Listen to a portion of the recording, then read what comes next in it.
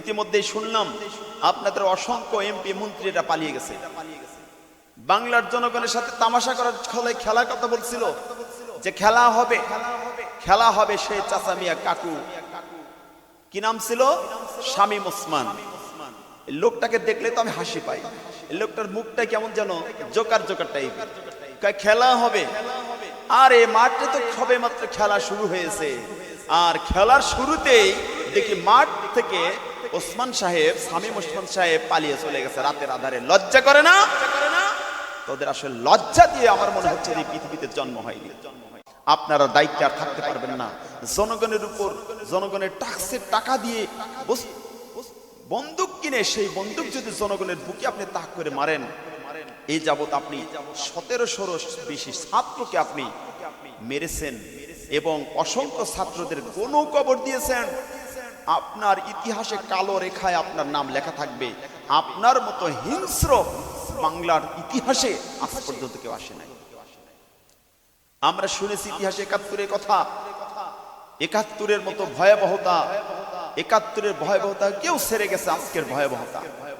আমরা শুনেছি এই মহরম মাসের তার কারবালার কথা, কারবালার ঘটনাকেও আপনি হারিয়ে ফেলেছেন, হার মেনে দিয়েছেন। আপনার মতো একদম বেলজ্জা মহিলা। আপনার এত বড় স্পর্ধা হলো কিভাবে? যেই জনগণ একবার ভাবলেন না, এই জনগণ আপনাকে ভোট দিয়ে একসময় ক্ষমতা নিয়ে এসেছিল 25 বছর পর, আর আপনি সেই জনগণের বুকে গুলি চালাচ্ছেন একইভাবে। এটি কি আপনি মানসিক কাজ করেছেন? আজকে দেখেন আপনার কেমন লাগে। আজকে আপনি সংলাপে ডাক দিয়েছেন, ছাত্রদের বলেছেন তোমাদের সাথে আমরা বসবো, গণভবনের দরজা ওপেন। আপনার কথা শুনে আমি হাসি পাচ্ছি, মুখে হাসি, অন্তরটা কান্নায় ফেটে যাচ্ছে।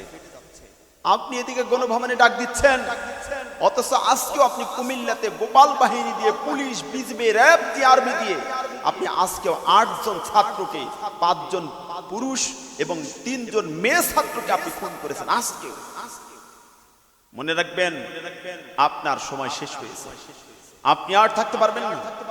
আপনার সময় ফুরিয়ে এসেছে। আপনি এখান থেকে বিদায় নেবেন তো এমন ভাবে নেবেন, বিভৎস বিদায়, ইতিহাসের সবচেয়ে কালো বিদায় হবে আপনার বিদায়।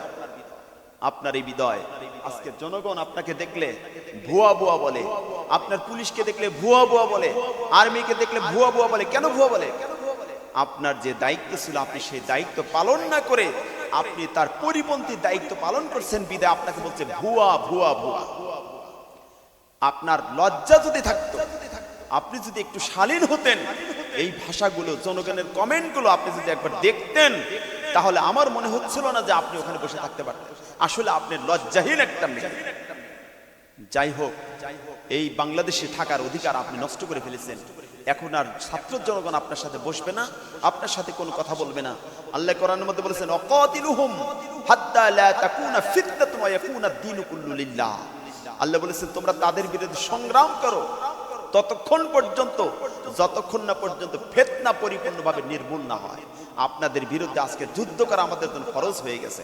এজন্য বাংলার জনগণ, টেকনাফ থেকে তেঁতুলিয়া, রূপসা থেকে পাথুরিয়া, প্রত্যেকটা জনগণ তার ঘর ছেড়ে রাস্তায় বের হয়েছে। আর কত মায়ের বুক খালি করবেন?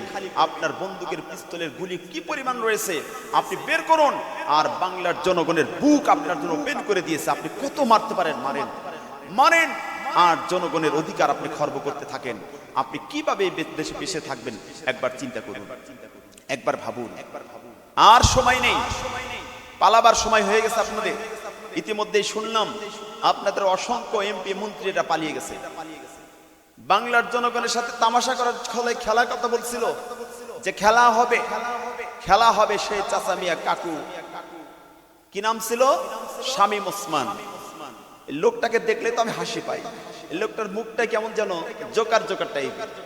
খেলা হবে, আর এই মাঠে তো সবে মাত্র খেলা শুরু হয়েছে, আর খেলার শুরুতেই দেখি মাঠ থেকে ওসমান সাহেব, শামীম ওসমান সাহেব পালিয়ে চলে গেছে রাতের আধারে। লজ্জা করে না? তোদের আসলে লজ্জা দিয়ে আমার মনে হচ্ছে এই পৃথিবীতে জন্ম হয়নি।